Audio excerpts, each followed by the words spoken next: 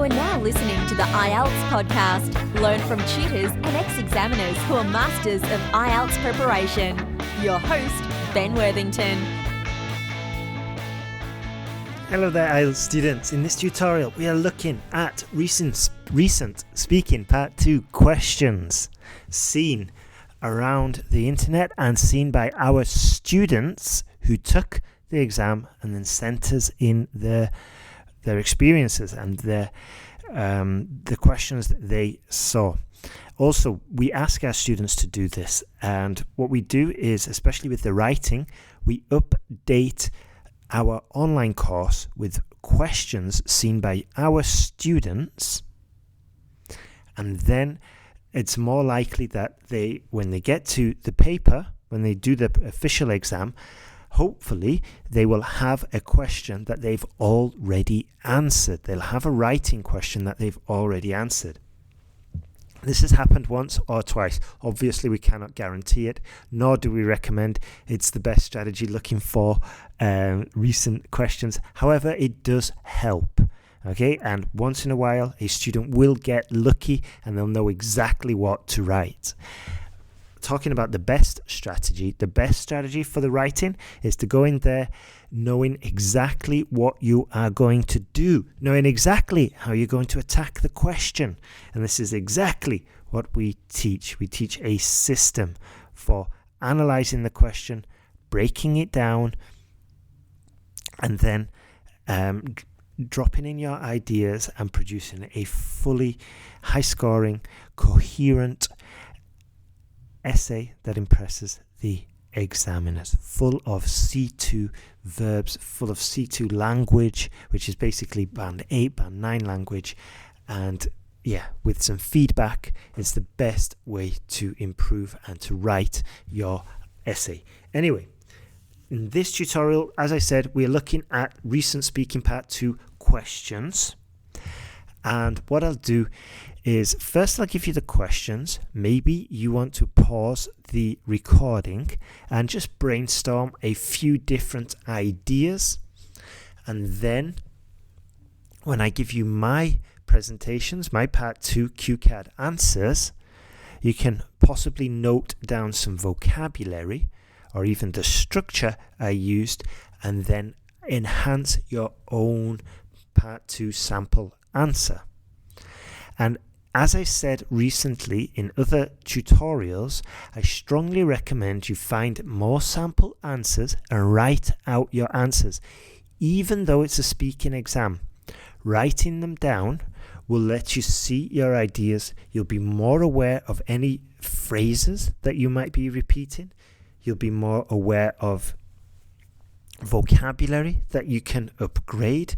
So either record yourself or write it out, and this way you can reflect on it, you can review it, and it's a much quicker way to improve. Also, we have a speaking feedback service whereby we send you some recent questions, and then you send us in a recording, and we give you feedback on this. We give you strategies on how to improve your confidence, your fluency, your accuracy, your pronunciation, and this way you can focus just on what you need to improve upon, rather than, as I've said before, running through the forest with the blindfold on and not knowing exactly what to improve. This way we identify what you need to work on, you just put all your effort into that area that we've identified, and we see vast improvements. Let's jump into it. So the first question: describe a time when you got close to wild animals.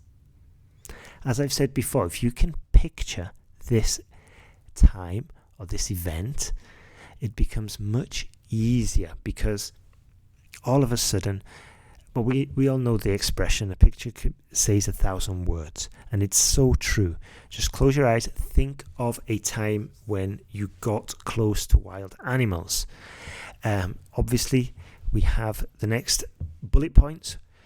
You should say where you were, what the animals were doing, who you were with, and what your reaction was. So it's almost who, what, why, where, when.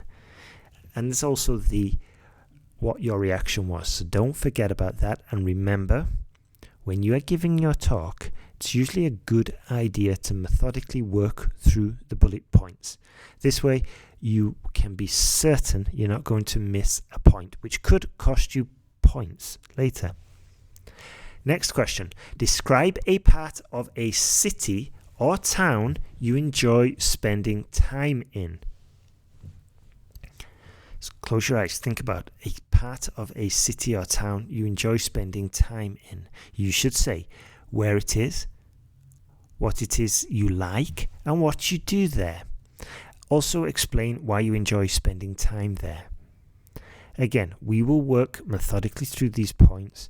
We'll brainstorm, and then we'll brainstorm for ideas and different concepts maybe that we can talk about, add them to the bullet points, and work methodically through and give a full, coherent presentation. Final one. Describe a time you were pleased with your purchase. You should say what it is, where you bought it, what it was for, and explain why it made you happy. Also, remember, if anecdotes, little stories, spring to mind, write them out, or just write out a few words that kind of remind you of that anecdote, and then you can add it to your presentation when it becomes useful, or when we get to that certain point. So let's jump into it. Describe a time when you got close to wild animals. I would like to talk about the time when I was at a friend's house helping out in his garden in Australia, and he had a beautiful house up in the hills. I think it was somewhere in between Melbourne and Sydney, if I remember correctly. And yeah, there wasn't exactly a lot of animals, but I remember I got close to one wild animal once. And what I did is I was bouncing down the hill to the little stream at the bottom. I was in quite a happy mood, and then I put one foot in front of me and I saw what looked like a snake, and the snake spun around and was just looking at me and kind of had its eyes on me, and I froze. Fortunately, I just saw its long body, and I froze before I took another step. And I think the snake was just going about its normal day, and I'd kind of noisily maybe disrupted it. But I just froze, took another step backwards, and then froze again. And I was like, okay, I don't know if the snake is poisonous or not, but I'm just going to move away. And if I don't do anything, it's probably not going to do anything with me, against me. So eventually, after what seemed like an eternity, eventually the snake turned around and just carried on crossing the path. I was on my own, and I was a little bit scared, to be honest. And after that, I carried on my way down to the stream. I progressed a little bit slowly, a little bit slower, and with more caution. And I think for the rest of the time I was at my friend's house, I was incredibly more cautious. And even though that was just one wild animal, throughout my stay in my friend's house, we didn't really see that many other wild animals. And that's my small presentation about when I saw a wild animal. I hope you liked it.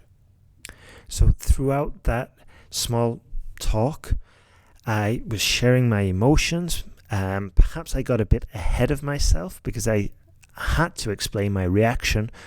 I wasn't going to wait till the end of the talk, but I also just expressed what my reaction was explicitly, just to make sure that I was going to get full points.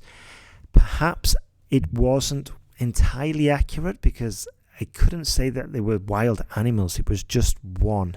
And I did think about explaining that, and I did briefly mention it near the end, but in all honesty, I thought it would be more difficult to explain that I only saw one wild animal than seeing a whole load of wild animals, because you don't usually see a pack of snakes together. So I just mentioned that it was only one animal, and I could have said we will probably see more wild animals, but as I said, it just wasn't worth the effort. So yeah, I worked through the points there. I mentioned where I was, what the animal was doing. It was just going about its day. And who I was with. I was on my own.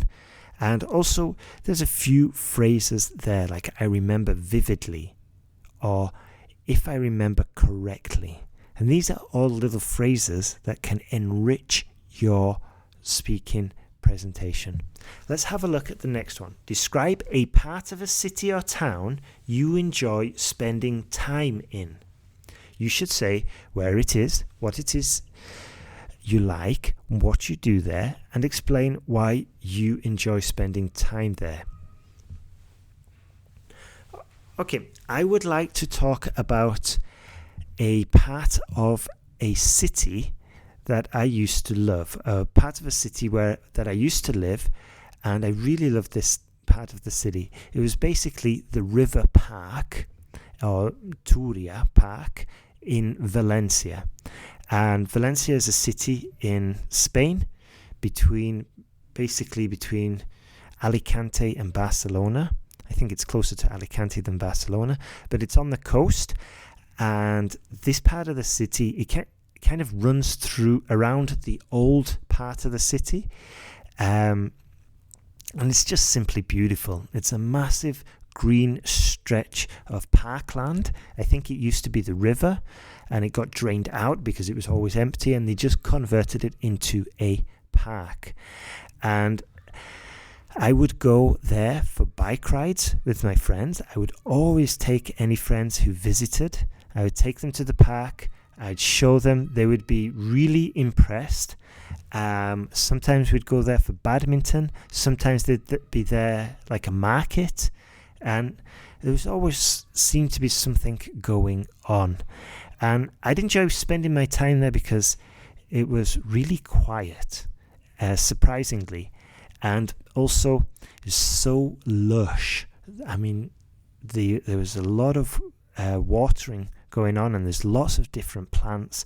And it was just a real beautiful place to escape from.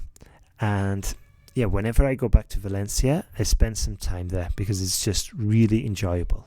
And yeah, that's a part of the town or city that I really loved spending my time in.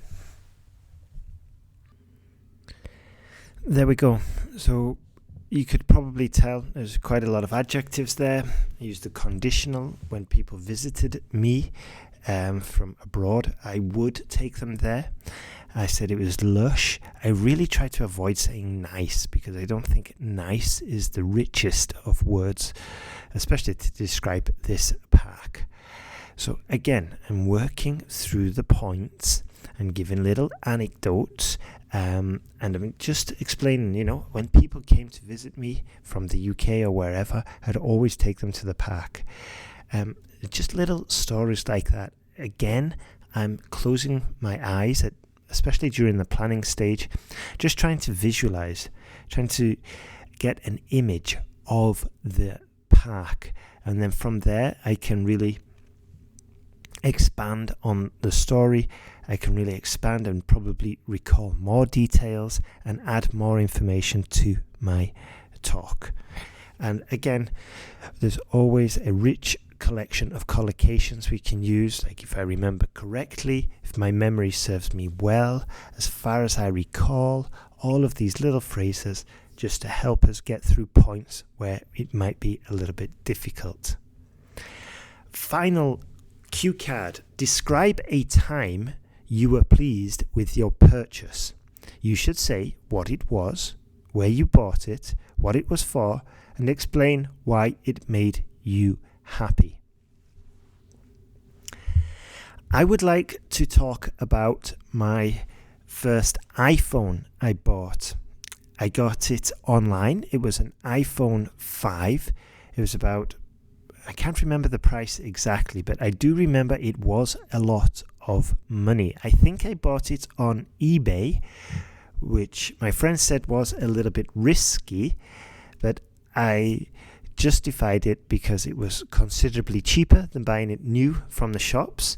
It was second-hand but new, according to the person who was selling it.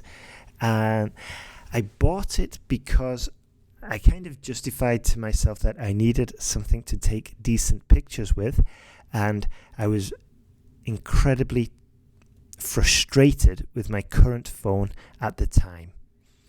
And this phone, it really, I guess it made me happy because I'd been waiting a long time to purchase the phone, and I'd been doing a lot of research, and then I finally found one that was second-hand but new. So according to the buyer, it got sent to him from his company.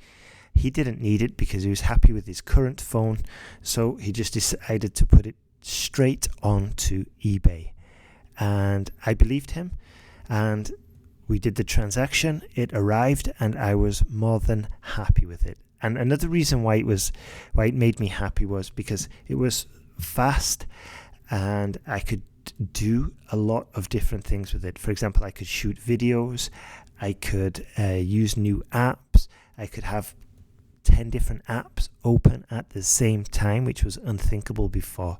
So yeah, that's my purchase, and I was very pleased with it, and I hope you enjoyed my presentation. Thank you. So there we go. It was quite brief. I went through all the points. I told a little story about why, because I was frustrated with my existing phone. I told another little story. I'd been saving up for it. I told another little anecdote about it being risky to purchase online. Maybe it wasn't anecdotes or stories, but just little details. And I couldn't really think about what it was for, so I just kind of I did lie a little bit there, saying it was for videos. I needed a reason, and also I added a few more reasons once they came into my mind. I was like, oh, and there was another reason, which was that I needed it for the speed because my other one was slow. So there we go. It is quite straightforward, part 2. But I would recommend also, I know it's easy for me to say that as a native English speaker, however, if you do your preparation, like write out your answers, if you get used to speaking for 2 minutes at a time, and also if you can record yourself and also listen to other part 2 presentations. And here's another little structure that could be useful. You could say, I guess I bought it for 2 reasons. Firstly, because my phone was slow. My original phone was slow. And secondly, I wanted to record videos. Now, if we use this structure, then it lends a little bit of coherence, because if I say, I did X, Y, Z for 2 reasons, I can say firstly, then I can say secondly. And we can use what is called signaling language. And this just helps us order our thoughts and order our presentation. Now, if you like little tips like that, then the Speaking Confidence course will help you a lot, because we've got lots of little different pieces of advice in the Speaking Confidence course, and it's all about stacking the deck in your favor. So you take a little piece of advice, add it with another piece of advice, and slowly but surely you are improving your speaking abilities. Also, we've got the feedback service, whereby we'll send you a cue card, or we'll send you some questions, you record your answers, send in the audio recording, we review it, and then we tell you how to improve. We pinpoint the areas you need to work on and give you exercises for you to work on to improve those areas. And we will have a promotion on that soon. So if you go to IELTSpodcast.com, along the top you will see a speaking feedback service being offered, and I recommend you check that out and start improving your speaking if you are worried about it. That's it from me today. Have a great day and all the best with your IELTS preparation. Thank you very much.